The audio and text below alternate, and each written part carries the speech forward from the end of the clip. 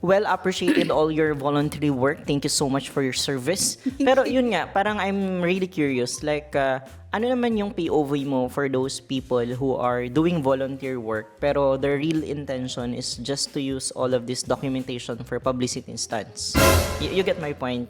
Very politician na nagalawan na parang kunwari tutulong pero ang goal pala is you can use it for your social media posting. Yung sa'yo gets ko kasi yung goal mo is to attract more people to do voluntarism. Pero how about your POV on those people na parang their goal is just to get for publicity stunts?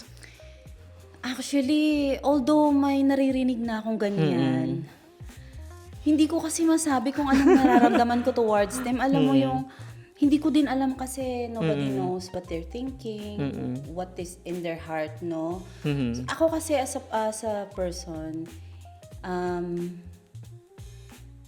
we do not know what's the intention of another person. So I cannot comment.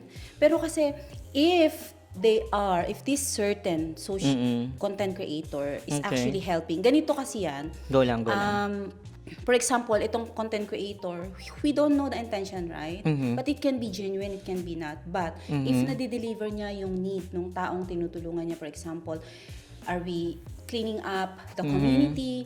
Are we feeding the needy? Are we providing the school requirements na, ito yung kailangan nila? If the need is delivered, then wala kang problema that is more than dun.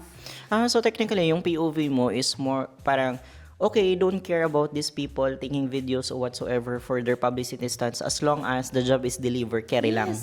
Okay, makes sense din naman. Yeah, kasi alam mo, mas maraming As long as nangangailangan nagawa kaysa yung sa work. tumutulong. Oo, totoo naman. Yeah. Kailangan natin ng maraming tumutulong eh. So, no matter what is yung intentions mo,